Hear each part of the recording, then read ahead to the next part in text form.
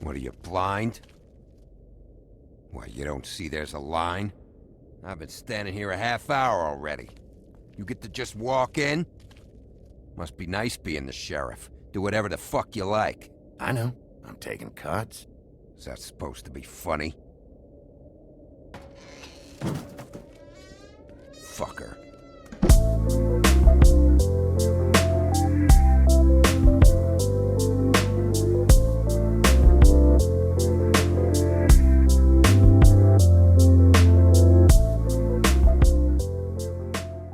I'm sure you have some idea what player choice is, but in this class we'll be taking a closer look at how it affects our games and how to spot the decisions that only look like a choice is being made. First off, let's define what player choice is. It is the player having to resolve an inner conflict before they're allowed to move forward. What does this mean in game terms? Take a look at the game Hades. After a while, you'll find that you can enter the realm of chaos and choose special powerful boons at the expense of making the game harder for a few encounters. And on top of that, just going through these portals costs you a bit of health, and you can't leave until you've picked a boon.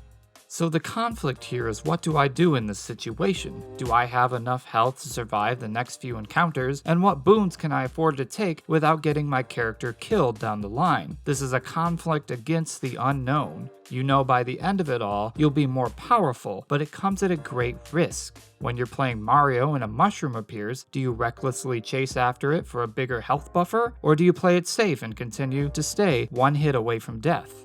These are examples of great player choice. There's no right or wrong answer, and you're weighing the options between staying alive now or possibly helping your future self stay alive. And because you don't have a for sure answer about the outcome, your decision is a genuine choice.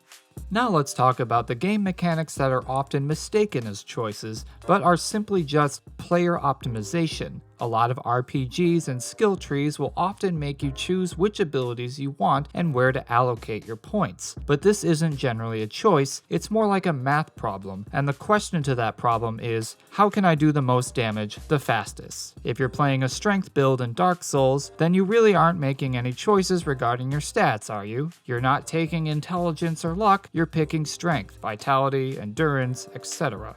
If these conflicts have definitive answers before you decide what choice you're making, then you're merely making an educated calculation, which isn't a choice. Most MMOs are plagued with characters that have the exact same build because all of those players have done the math or looked up on the wiki and are 100% certain that they are as optimized as they can possibly be.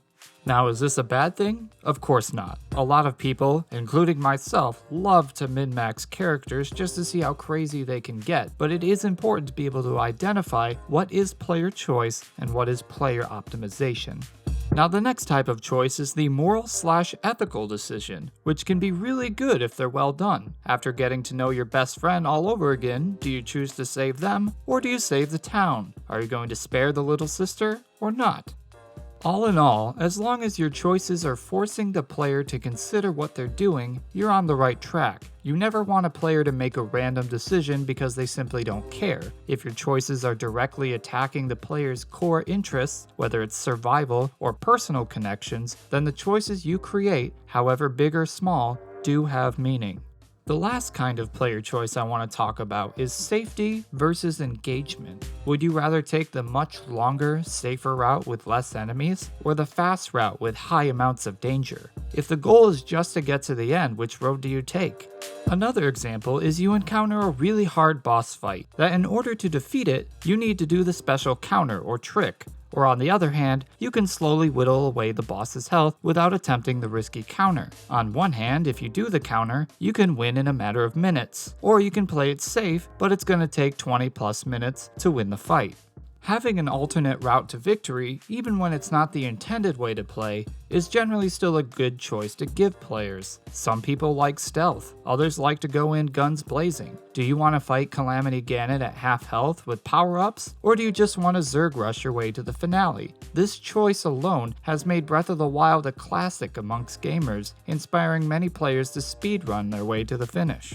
When you're sitting down to plan your game and you want to know how to add player choice, think back to today's lesson and what kinds of choices your game is best suited for, and what choices might already exist. Hope you all enjoyed the video, stay tuned for more to come, and remember to like and subscribe if you're not already a member.